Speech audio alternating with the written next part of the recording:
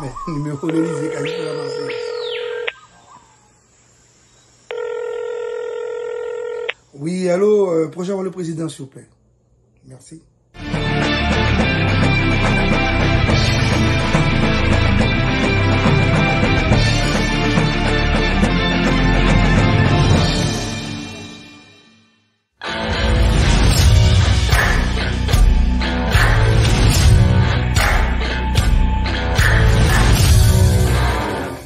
25 76 25. Allô, bonjour.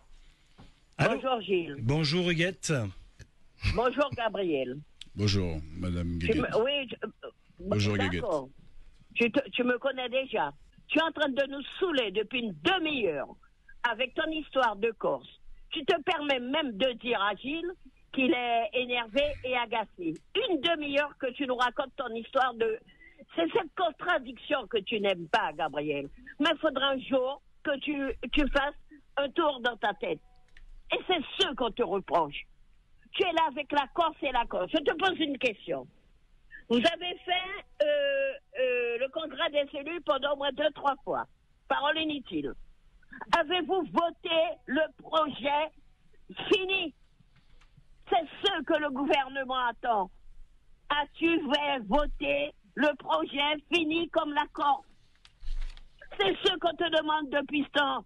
Tu es en train de nous tourner en bourrique, Gabriel. Une demi-heure que tu nous saoules. Tu me demandes pas si je suis fatiguée.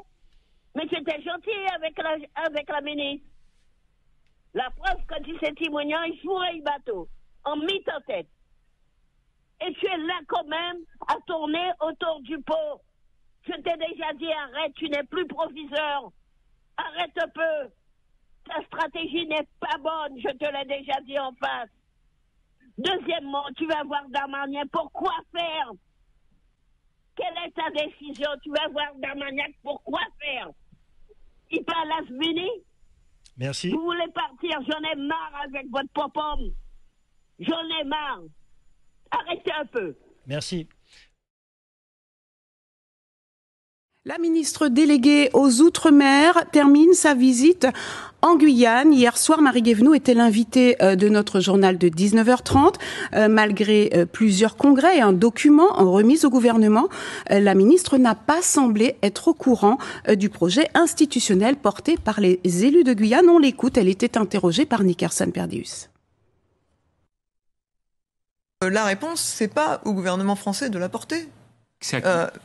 C'est aux élus locaux de Guyane de porter un projet voté par le Congrès qui nous permette de travailler. Il y a des échanges. Alors, il y a des échanges. Il y a eu des congrès, il y a eu des documents remontés à Paris. On l'a évoqué avec le président. On l'a évoqué avec le président Serville. Il y a une intention, mais il n'y a pas un projet qui dit quelles sont les compétences souhaitées localement, quelles sont les compétences souhaitées par l'État, quelles sont les compétences partagées qui seraient votées par les élus. Si ce document existe, dans ces cas-là, qu'il soit communiqué. Mais c'est pas au gouvernement de concevoir le projet de la Guyane. J'ajoute, quand vous dites les élus, hier, moi j'ai dîné, et avant d'avoir dîné, on a une réunion de travail avec une dizaine de maires, c'est-à-dire plus de la moitié des maires de la Guyane. Il n'y en a aucun qui m'a parlé d'autonomie statutaire. Et les maires de Guyane dénoncent les propos de Marie Guévenoux. Le président de l'association des maires est allé à sa rencontre ce matin alors qu'elle était en visite à l'hôpital de Cayenne pour lui rappeler l'engagement des élus de proximité dans le processus institutionnel. Accusé par la ministre de n'avoir pas abordé cette question à Sinnamary, comme on vient de l'entendre, on écoute Michel-Ange Jérémy. Il répond à Olivier Damon. Nous avions fait le choix, entre son cabinet et les maires, d'aborder des sujets spécifiques. Non par désintérêt de la question institutionnelle, mais pour nous, pour les maires de Guyane, c'est une question transversale qu'il faut traiter avec l'ensemble des élus guyanais et non avec une dizaine de maires. Donc volontairement, nous n'avons pas abordé ce sujet. Et de plus, le président de la République arrive dans une semaine à 10 jours. Donc nous avons demandé à Madame la ministre que le président de la République également se positionne clairement sur la question d'autonomie, sur le désenclavement. On aurait pu parler de la pêche légale et leur pêche légale. Et c'est la raison pour laquelle je suis venu sur place lui dire de vive voix. Mais vraiment, je rassure que les maires restent investis, les maires restent solidaires de cette démarche d'évolution statutaire. Donc elle me dit que c'était une incompréhension entre nous, mais elle est consciente que les maires sont concernés. Après, vous savez, on est dans le jeu politique. Autre réaction, celle du président de la collectivité territoriale de Guyane, Gabriel Serville, a vivement réagi ce matin dans notre émission radio Mayuri Causé. Il a notamment évoqué des mensonges éhontés de la part de la ministre quand elle a indiqué que les élus de Guyane doivent proposer un projet au gouvernement. On écoute Gabriel Serville. On ne peut pas accepter qu'une ministre vienne chez nous et qu'elle fasse autant de mensonges et que notre population ait envie de gober les mensonges de la ministre. Moi, je pense qu'on va petit à petit se diriger vers un véritable scandale d'État. Parce qu'à ce niveau-là, on ne peut pas mentir de la sorte à la population. Quand la ministre dit que les Guyanais n'ont pas porté de projet, mais je rappelle que depuis le 26 mars 2022, nous avons tenu le premier congrès sous ma responsabilité. Les premiers et premiers ministres de la France ont tous été destinataires des différentes délibérations qui ont été prises.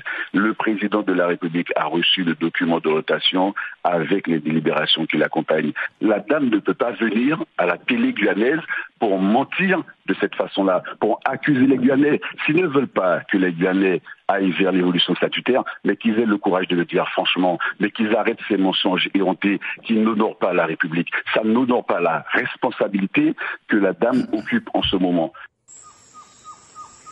Bonjour. Je peux me rappeler M. Mouradilis.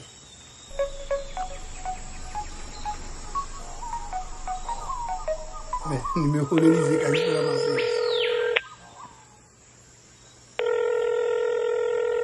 oui, allô, prochain le président, s'il vous plaît.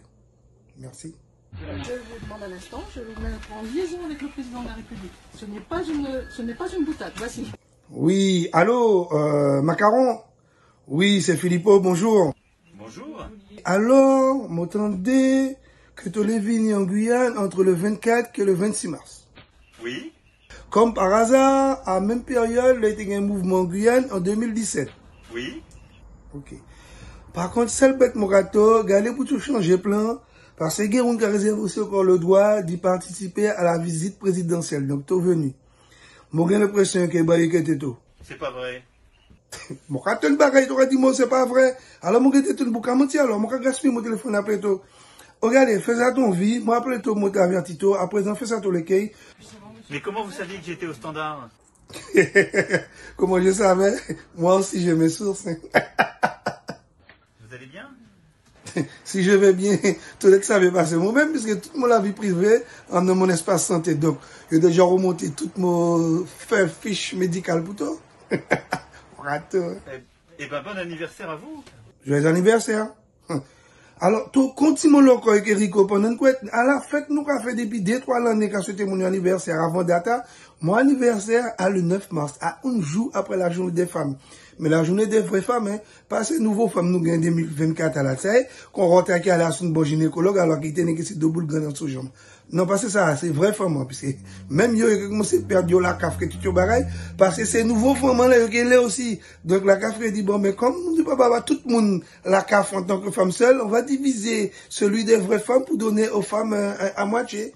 Voilà, à ce moment vous dire, bisous, au revoir et bonsoir à tous. Concernant la question de l'accès à l'eau qui devient un véritable sujet, conséquence certainement du réchauffement climatique que l'on observé ça et là. Alors c'est vrai que sur le territoire de France hexagonale, on a dit qu'il y a des situations de sécheresse qui inquiètent, qui ne permettent pas d'envisager en toute sérénité l'avenir du monde agricole. Donc je me suis permis d'imaginer qu'il y ait une forme de solidarité qui puisse s'instaurer entre la Guyane et la France hexagonale par rapport à la possibilité qui nous sera offerte de véhiculer des tankers d'eau de la Guyane vers la France hexagonale.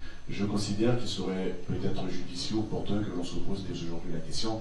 Donc je vous mets cet élément d'appréciation à disposition, juste pour que dans vos lignes, dans vos colonnes, vous puissiez dire peut-être qu'il y a des solutions qui existent. La responsabilité, elle est globale et elle est partagée, elle n'est pas unique. Et qui était l'État à l'époque où il y avait ce scandale du chlordécone,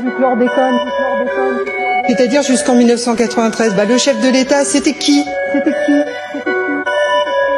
Monsieur Riemann qui ne s'est pas encore exprimé jusque-là. Je comprends pas ce que vous venez de dire là. On ne cherche pas à donner un nom derrière l'entité État. Il y a une continuité les années après année. On n'est pas là à savoir si c'est la gauche, la droite, le centre. On s'en fiche de ça. Royalement.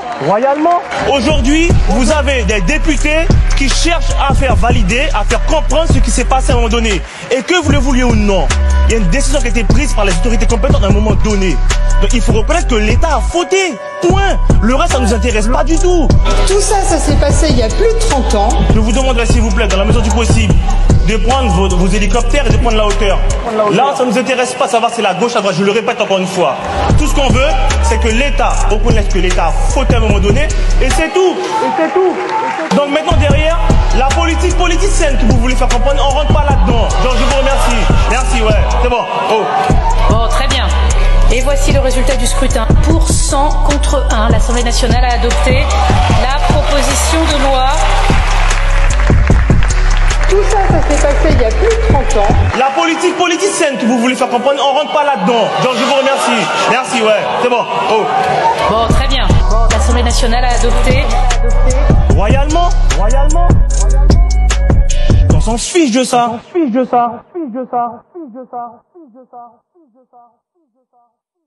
Je veux dire à Jean-Victor Castor, arrêtez de faire le couillon. Arrêtez, à Mokadi, arrêtez de faire le couillon. Que Gaza, que ceci, que cela. Regardez, nous tous, nous humains, je comprends la situation de Gaza. Je comprends ça. Oui, ça fait mal. Oui, il y a un problème à Gaza. Oui, après nous compatissons. Mais, Mokadi Jean-Victor Castor, avant que nous compatissons envers Gaza, nous compatissons envers nous jeunes. Parce que nous jeunes qui avons souffert. Il y a ça qui vient pour aller en formation. Regardez le jeune là, il est malvoyant. Force à lui, félicitations à ce jeune. Il est malvoyant, il est performant. Mais je peux intéresser à ces jeunes à qui ça y a fait. Il a maltraité nous jeunes, il a maltraité. Regardez, il y a ça qui a fait, oui, qui a fait et Chigom en passé. Mon grand-mère t'a dit, t'a appelé ça Chigom. Oui, il y a ça qui a fait Chigom en passé. Mais à part tous ces jeunes-là, messieurs, après, ils sont allés à l'université, que Philippe Bouba, et Bruno Nieder, comme Kakouyen Moun. C'est de l'imposture. Non, mais, regardez, tirez ça bisonien. Tirez, s'ils n'ont pas prouvé, sortez là. Parce que moi-même, au bout de ça, m'a dit, en tant que suppléant d'Ivangoa, ça n'a pas passé comme ça. Et moi, au bout de à présent, tous ces gens, Jean-Victor Castor, qui jouent là, qui ont serré en entour, ils ont serré, hein, parce que ils ont jouent là, qui Jean-Victor Castor par la hauteur. Qui ça? En parlement, on a réglé le problème, après faire pour Taïchebe comme ça, parce que ça message pour des viriman. Préfère qu'à menacer tout. L'autre est allé pour défendre Damongo, préfère qu'à dire au téléphone que oui, que si c'est des mouna qui gagnent la drogue, que yo ka attaqué en justice, et puis pétard mouillé, to éteint, et puis après, les mots qui dit ça, moun qui dit, ah ouais, qu'on nous a fait, non. Moi qui dit la vérité. Et nous avons marqué ça. Nous avons marqué des gens qui allaient en politique, et puis pour aller faire la courbette pour Macron. Qui allaient faire chignagna pour le gouvernement. J'en ai dit, moi, que Jodla, que à Jodla, les gendarmes, la police, qui allaient dans tout le quartier, qui a malmené ces jeunes-là. Regardez, c'est vrai qu'il y a une délinquance.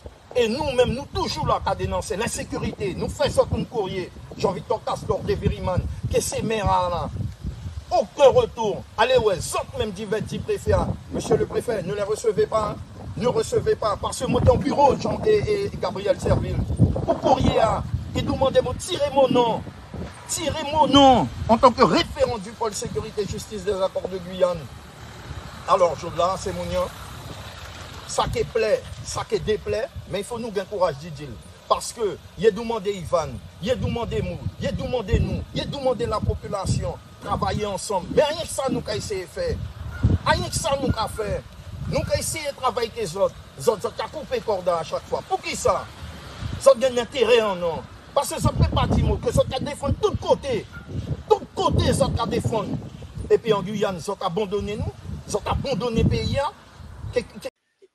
Par contre, je vais intervenir pour la PPI, parce que si j'ai bonne mémoire, le directeur général qui assure, on va dire, le contrôle des règlements, il n'y a aucune obligation de voter une PPI. Nous sommes d'accord? Merci. Aucune obligation réglementaire. Donc, c'est vous qui avez voulu, je suppose, faire un vote. Mais en tout cas, nous sommes venus ici, pas dans l'idée de faire un vote, mais d'en faire un débat. La vraie question sera après de l'afficher dans le budget. Alors, j'ai plusieurs questions à poser et observez que je n'ai pas parlé beaucoup. Donc, autorisez-moi quand même, sans aucune polémique, mais avec une fermeté dans le langage, de dire ce que j'ai envie de dire. D'abord, c'est encore une fois trop facile de dire qu'on n'a rien fait. Quand on est parti d'une collectivité, le département de moins 90 millions, des emprunts toxiques de la région et d'un RSA où nous sommes la seule région de France à avoir recentralisé. Et le directeur, il y a moins d'une heure, disait que vous venez de bénéficier des 10 millions de remboursement du RSA. Donc ça prouve qu'il y a un travail, au moins à ce niveau, qui a été réalisé. Je ne parle pas des 4 lycées, des 4 collèges qui vont sortir, etc. C'est une continuité. Mais dans le cadre de cette PPI, très sincèrement, tant mieux si vous arrivez à 1 milliard. C'est l'intérêt du monde économique, l'intérêt des citoyens, des compatriotes. Ils sont supposés avoir plus de routes, plus d'équipements, plus de bâtiments. Tant mieux. Mais il faut remettre les choses dans la valeur des réalités et des contextes. Monsieur Otili, président Otili, était environ moins de 300 millions sur 2 mandatures. Monsieur Karam n'a pas franchi les 500 millions et nous, on a franchi les 700 millions. Je me trompe, monsieur Michaud? Merci. Donc, on a franchi les 700 millions. Ça veut dire que aujourd'hui, vous annoncez 1 milliard, pourquoi pas? La population augmente, les impôts sont davantage décuplés, les dotations augmentent. Bref, à chaque président, on va dire, l'apanage de son budget. Mais par contre, vous me permettrez de dire que je ne crois pas en ce milliard.